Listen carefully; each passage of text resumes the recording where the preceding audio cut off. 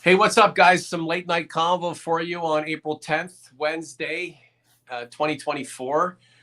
Mike in Buffalo doing the wave. Norm James in London, Ontario. The Maple Leafs on a nice little run, 7-3-0 in their past 10, three straight wins.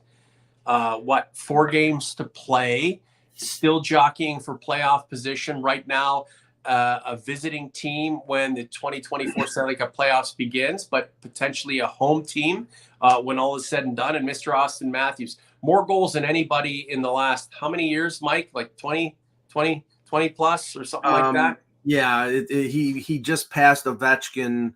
Now, basically, the next two are the 76 goal guys, Solani and McGillney. Yeah, 66 goals with 4 games to play. Mike, I'm saying he's getting 70, and that is just incredible. We haven't talked about Austin Matthews and his prowess enough because it's almost like we're just so damn used to it. Mr. A, a very short show. I'm telling you, it's a 15-minute show. OG's Conference, like the content, subscribe to the channel. What have you say tonight, man? Well, I know a few people were questioning Austin Matthews not being out there late in the third period with the goalie pulled to get him goal number 67 and draw closer to 70. I think the big question right now with Matthews is if he's at 68 or 69, do they play him in those final 2 games against Florida and Tampa? And I don't know. I mean, honestly, I look at it and say, you know, the individual accomplishment is great and they'll probably play him, but it's really risky, especially playing against Florida, who will try to lay a hurt on him. So do you not stack the lineup with the toughest dudes ever and let this guy try to 70 is, dude? Yeah, I understand it. It's an individual accomplishment that he may never get close to trying again.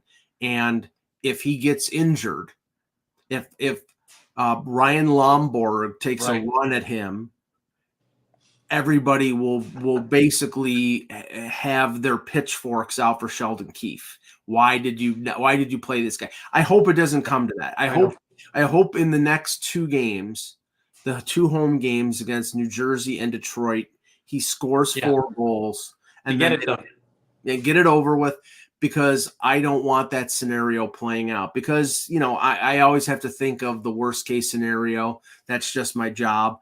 And I'm fearful for Leaf fans that something like that could derail this team, who have won 6 of the last 7 and seem to be going on a positive track toward the playoffs. If Austin Matthews has 68 goals with 2 to play, those games in Florida, and Sheldon Keefe and Brad Treliving corner him and ask him what he wants to do, what do you think he wants to? What do you think he wants to do? He'll want to play. And do you grant him that opportunity, because it's fucking Austin Matthews? He's maybe the best scorer of our generation. If he wants to do it, how do you not let him do it?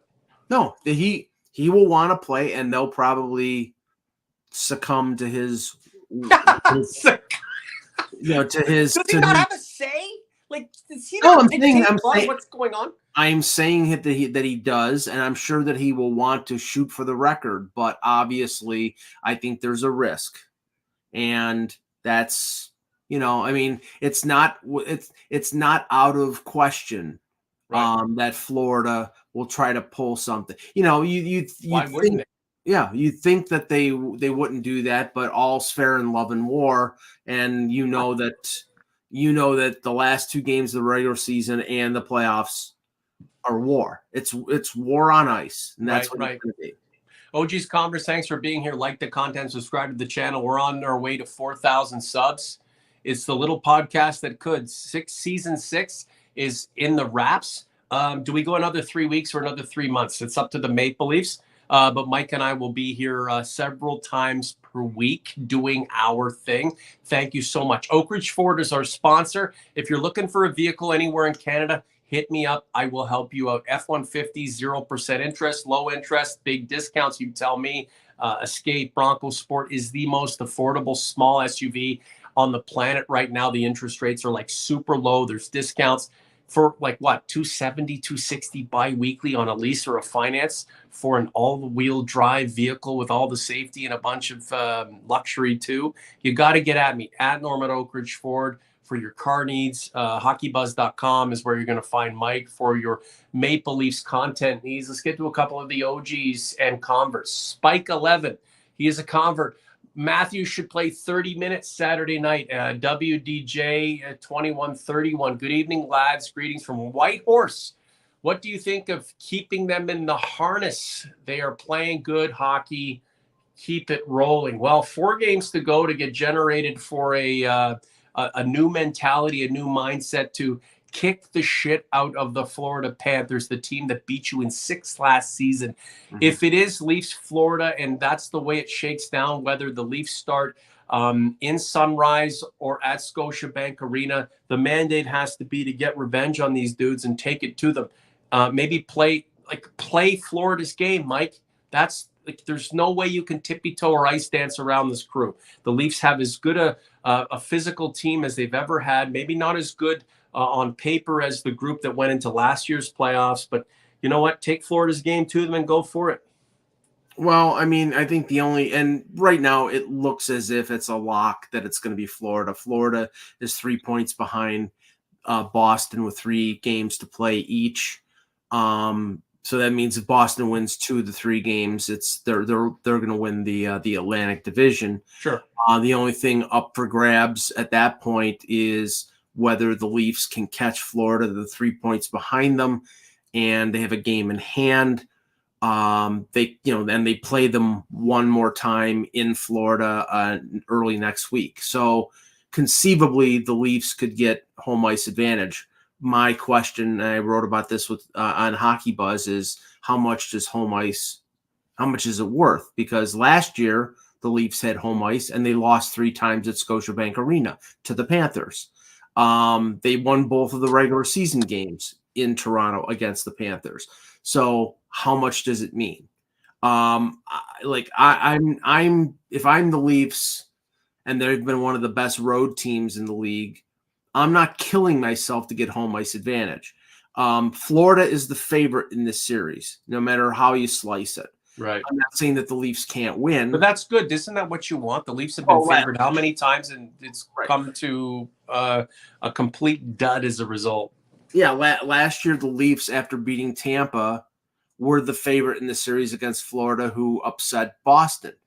It didn't play out that way, and Florida went all the way to the Stanley Cup final. I think there will be a level of pressure on the Panthers because they've had a successful regular season. They've tailed off, I would say, since the first week of March, but they're still in a position where they're going to have home ice advantage. Yeah, they're playing as a favorite, Mike. They've a lot of expectations on them throughout the season. They've done really well. Obviously, what they've achieved by reaching the Stanley Cup Finals heralds them as a favorite, a team that you're expecting much more from. As I mentioned during the last show in OG's Conference, you can catch it on the YouTube channel, youtube.com/the Leafs Convo. If the Leafs can play the Panthers the right way, take their game to them and beat them, they will disrupt the order of things.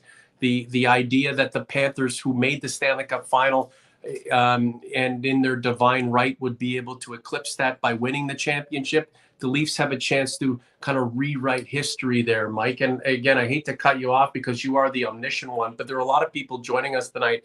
We've got Kevin Kingshot. Good evening, you two absolute gems. Surprised by the late stream. Kevin, I don't recognize your name. Like the content, subscribe to the channel if you haven't. Michael Matthew, the OG, like literally 6 years deep, shitting on us way back, keeping us honest. Mike, you are, we love you so much. Good evening from Halliburton. What is going on? You've entered Canada and they let you in the country? Like, I know you're a citizen here, but they let you in? My goodness, I was out in Perth, Ontario yesterday delivering a 2024 Mustang GT. God's country out there. Halliburton's pretty damn close. Alex, Keefe has done his best job coaching. That's a contrarian point of view based on a lot of what we hear about Sheldon Keefe. They'd rather have John Brophy coaching, Mike. And one more for you, Michael. David Hayna, loving the Bertuzzi, Domi, Matthews line. I feel like Domi and Bertuzzi are elevating Matthews' game, which is crazy. It is. What about Nylander? What about Marner? It's Domi and Bertuzzi, the workman-like roll-up-your-sleeves kinds of guys. Well, against the Devils, they toyed at times with a second line with Nylander playing the left side with Tavares and Marner. I mean, as long as Bertuzzi, Matthews, and Domi are productive, it gives Keefe a lot of flexibility to sort of play around with the second and third lines. I could see them, overloading that second line to create a matchup problem for, Florida, where you basically have a power play line as the second line, and then you have Matthews on the other line. And if that line is effective, and then the Tavares line with the overloaded Tavares line that is effective, then that gives you, two pretty good weapons. But I don't know whether that's going to be the plan. I think right now, Keefe, what he is doing is he is preparing for every eventuality. He is, you see, he's mixing up his defensive pairings. He wants familiarity there. He plays Lyubushkin with Riley one game. The next game he plays him with Brody. I think, he's preparing for the eventual situation that, if a defenseman doesn't play well, that guy's going to sit and then somebody else will step in. I mean, I think, Simone Benoit and McCabe have been a good pairing, but last night you saw them give up a breakaway goal to Nico Hischier, where he parted the Red Sea, basically. And, you can't allow that. That's a goal that kills you in the playoffs. So, I mean, they're going to get Liljegren back in the lineup. They're going to get Edmondson back in the lineup. They're going to get them a few games before the beginning of the playoffs. And the one thing that Treliving has accomplished and is give Keefe a lot of options when it comes to his lineup, but then it's up to them to perform. And that, as we know, is the big question before this team. Like the content, subscribe to the channels, guys. We appreciate it very much. Your participation is everything. Without you, Mike and I are just a couple of aging talking heads, Stadler and Waldorf. That's what we are. And that's the thing, Mike, whether we have 10,000 views per show or 10, we kind of do what we do because we like doing it, and we like hanging out. Arnav, Willie is struggling to hit 100 points. Is that a concern heading into the playoffs? He's got 3 points in his last 9 games. Mm-hmm. Like, the thing about Willie, he's known to be kind of aloof and just like desensitized to all of the bullshit. Do you think he's gripping it a little too tight, knowing that the century mark is so close, and there are, the games that he had to get that 100 points are beginning to lessen, and there's so few to go? I think it's possible. I also think the ineffectiveness of the power play has been a factor there. Remember, their power play, they were showing the graphic on TSN yesterday. I think it was since the end of February, they have the worst power play in the NHL percentage-wise. And that's, that has to be rectified. Now, Marner was not there. They were using different lineups. They were using Connor Timmins or Jake McCabe or whoever on the point on the power play. I think they were just, again, testing out different options. And Riley was out of the lineup, and 40% of their power play was out of the lineup. Right. So, is that a reflection of what this power play will be in the postseason? Probably not, but it is a concern. Yeah, the fact they haven't righted the power play at this point, as you say, is a concern. The thing about going from the regular season to the playoffs, you can be absolute dog shit after game 82 and then light the world on fire in the first game and first series, first component, first phase of the playoffs. It's not the way you want to go into it because you're just leaving it to chance, but there's still the possibility there. 78 games for Willie, 40 goals, another 40-goal campaign, 56 assists, 96 points, +7. Any way you slice it, just an amazing campaign for a guy who has to produce based on the kind of money he's making right now.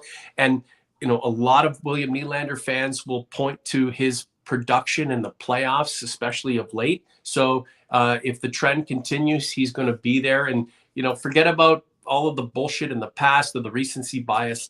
The man is a superstar. He's here. He's making his money. He's got to continue to deliver. And I think he understands that. And I believe he will. Caper Brecker. Hey, Norm and Mike, rarely miss a show, but this is my first time catching a live stream. Love everything you guys do. All the best from Cape Breton, Nova Scotia, hoping for a long playoff run together. Caper Brecker, thank you so much, Mike. It's nice that the converts keep joining this movement from all over the country, all over the continent, all over the world. Yeah, from Nova Scotia to the Yukon, it's like, wow, Right. that's pretty cool. And we know the length and breadth of Leafs Nation all over the Right. place. It's just a question whether this team is up to the. Well, I mean, I think there's a lot of anticipation what's going on with this team, the way that they've played, and the hope that they can sort of get over the hump and make a long run. Again, I've watched this team since the mid 70s, since I was a kid. I expect failure. Mm-hmm. And that's not because I'm Debbie Downer. It's just because, what have we seen? 77, 93, 94, right. 99 and 2002. Those were the instances when they got to the Final Four, to either the semifinals or the Eastern or Western Conference Final. That's 5 times in 50 some odd, almost 50 years. I know your reverence for the Rangers and the respect for the Hurricanes and the way they play. Mm-hmm. And the Panthers are who they are. The Lightning, they're always going to be there. I mean, multiple championships in the last several years. Yeah. But, Mike, I'm not saying there's a path for the Maple Leafs here. I'm just saying that it doesn't seem to be the impediment that is impossible to get by. Well, I hear what you're saying, but it's up to them to play at the level that they're playing at right now. And that's the problem. For some reason, that game evades them when it comes to when it counts. And now, last year they beat Tampa, and I didn't think, and remember, they won, I think, 3 games in overtime in that series. So even with a beaten down, exhausted Tampa franchise that had been to 3 Stanley Cup finals in 3 years, they needed fortunate breaks and comebacks and overtime winners to get past that team. And then they lost to a team that made the playoffs by 1 point. So there's a ton of talent. And last year they had Ryan O'Reilly as their 3rd line center. So there's a lot of talent there, but that talent seems to not find its way when it counts. Now this year, you've got different players. You've added Bertuzzi, you've added Domi, you've added Reeves, who I think if they play Florida is going to be a factor because of his physicality and him being the sheriff. But until I see it, I won't believe it. Right. I'm interested in how games 81 and 82 might go if Austin Matthews is at 68, 69 goals, and how the lineup looks. It's just a bunch of bruisers and Austin Matthews out there to try to achieve what would just be a ridiculous number of tallies in one season, something that hasn't been done in 30 years. It's incredible. You have yeah. And if you think I'm, again, worrying about nothing, look at the example of what happened in the Islanders-Rangers game yesterday. Noah Dobson runs Vincent Trocheck into the wall. Right. Adam Pelech elbows Mika Zibanejad. Those are 2 key players for the Rangers in their hopes of, making a long run in the playoffs. And they were. I don't know if they were purposeful. Like if that was on purpose or if it was an accident. But who cares? Well, the sheriff and his deputies had better be out there patrolling, Michael. Austin Matthews is the best scorer on the planet, has been and may continue to be. Someone's got to watch this fucking guy's back. Well, I agree, but there's one way to guarantee him not getting hurt. Right. And that's not playing him. Well, right. But he's going to want, that's why I said, I think the perfect solution here would be for him to score, 4 goals in the 2 remaining home games against New Jersey and Detroit, And then if, unless home ice advantage is in the offing, then he could sit one of those 2 games or maybe both of those 2 games. And one thing, I'm pretty sure that it's been reported from a number of different sources.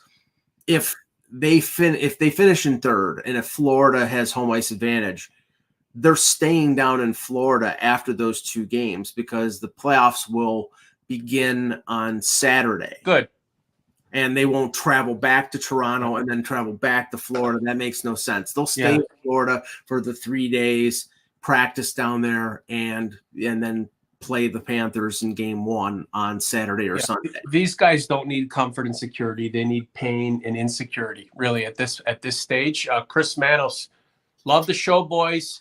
Who comes out when Yarcrocs back? And please name your starting 6D. Michael Matthew would also like to know, I'm sure other OGs and converts. Mike, who is your starting 6D when they line up against the Panthers in the next week and a bit? Game 1. Game 1, I would say it's the definite 3 are Riley, McCabe. Well, I think it's Riley Labushkin is going to be your top pairing. It's going to probably be McCabe, Liljegren, Edmondson, and probably Brody. Right. So that leaves out Timmins, that leaves out Benoit, that leaves out Giordano. Well, you have guys who are ready to carousel in, guys who want to play, and guys who will be available once if in the event the Leafs start going deep and attrition begins to take its toll. Yeah, I mean, see that, and that's the one benefit of having the depth in case, it's nice to have a guy with the experience that Mark Giordano has, sitting waiting in the wings. And Wilford, I understand from your point of view. I mean, the physical nature of Benoit might be somebody that they want in against Florida. Right. I get that point. But Keefe seems to fall back on the experienced guys. Right. I think Edmondson is a definite. If he's healthy, he's 100% healthy, he's going to be in there. But then it's a question of whether are you going to sit TJ Brody in favor of Simone Benoit?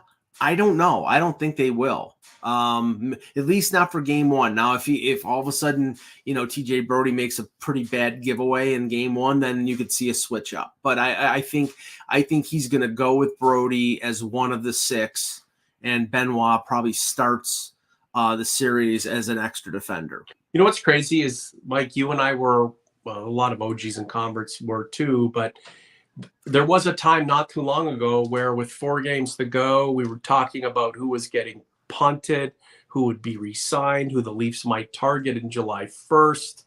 And now, how many years is it with this group making the playoffs? 7, right? 8. 8. And this has become just a common thing that the Leafs will make it into the playoffs. We have every right to want more. Corey Parrish, and I wanted to ask you about Max Domi. Good evening, Mike. What about me, Corey? Good evening, Mike. Has Max Domi priced Marner out of Toronto for a replacement for Matthews for much less money? Look, Max Domi's got 9 points in his last 11 games. He was born to be a Maple Leaf. I'd love to see him come back. I'd love to see him finish his career with the Maple Leafs. He's just almost like a mascot. He gets that motherfucker. He gets it more than anybody on this team. He gets it. I mean, it's nepotism at its finest. It's hereditary. His father was a legendary Maple Leaf, more now than ever because of the way he just tossed them and just did what he had to do. And he plays with that same vim and vigor and that determination. I'd love to have him back, but as a replacement for Marner, we got to stop kicking this guy while he's down. If Marner has a bananas first round of the playoffs, everyone's going to love this guy again. And there was really no reason to hate on him in the first place.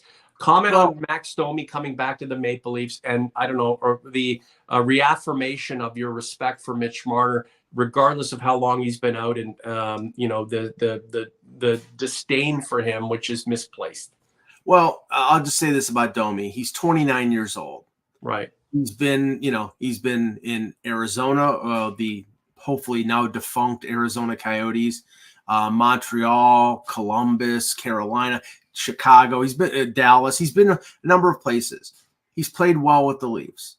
If he wants to stay in Toronto, I think they'll give him a representative deal. And he will. Why would? What is he? Where's he Well, going he may- to go? Seattle.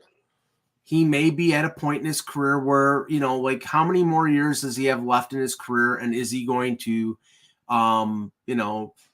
go someplace for. He's not going to live in Florida when his career is over. He's going to be a Toronto guy. You know that. Well, I'm just saying, I mean, if he is coming back to Toronto, it's probably for a representative contract. He's not going to get paid the most because they can't, because they're paying four guys the $45 million. And, again, I hate to tell people, those who say, well, he could be a replacement for Marner. Marner is not going anywhere unless he wants to.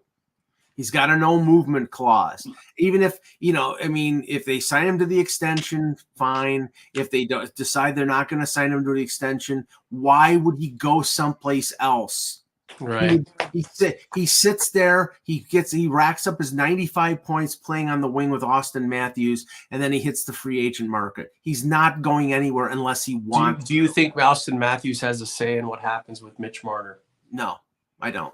No, but do you not think he, if Marner is, if it appears that Marner's on the outs, that Matthews, you think he just sits in Arizona and doesn't say a word?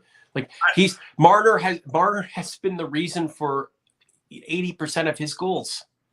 I hear what you're saying, but I don't think that Austin Matthews, he can make it known to Leaf management that he would love.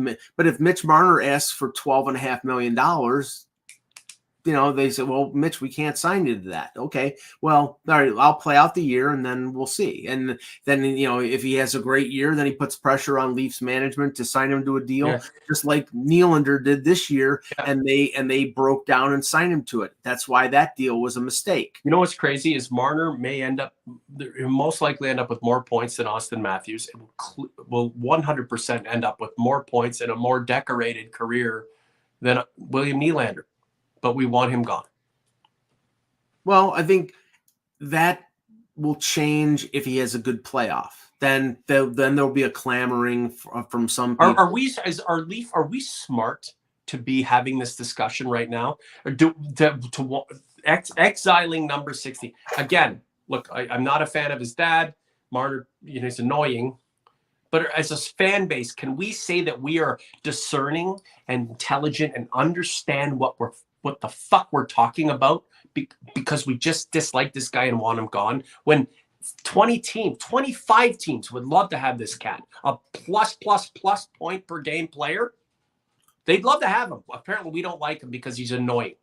Well, I mean, he gets the puck away from time to time. I think there's a segment of this fan base that respects and likes Mitch Marner and his abilities, but I do think there's a level of frustration there when it comes to him being that impactful player when they need him to be. For all the talk of William Nylander is a playoff performer. People just forget. I mean, he's had a couple good playoff years. He's also had a couple playoff years where he was a disappearing act, where he sloughed off when he tried to skate into his own zone, and a Tampa player was bearing down on him. So he's not without criticism. So, I mean, I think more than anything, and the thing that will augment this argument is, if they negotiate both Tavares and Marner at the same time, and Tavares agrees to take a significantly less contract, then they could pay Marner, equal or a little above what Nylander is making, and then there would be a sort of a counterbalance. But you can't expect your team captain to come back at $800,000 like Mark Giordano. He's going to make significant money. And if he does, again, it's the reality of being able to put a team around these guys that is capable of winning. If you want to re-sign Domi and Bertuzzi and keep some of the defensemen, or go out in free agency and sign a Brett Pesce or a, whoever, you need the cap space to do it. And, if it's not a non-cap league anymore. Sorry, folks. Yeah, guys, I honestly tell you, this team is a lot worse without Mitch Marner. It really is. It really is. It's a lot worse without him. And I don't only believe this, I know this for a fact, that it's just a lot of dislike for the guy, not the player. Again, we can talk about Marner's ineptitude in big moments in the playoffs, but statistically, he has more points than your Messiah, William Nylander. He did not put the puck in his own net in a playoff game. He plays the power play and the penalty kill, right? He's an annoying guy doing the gritty at his wedding. I fucking hate that.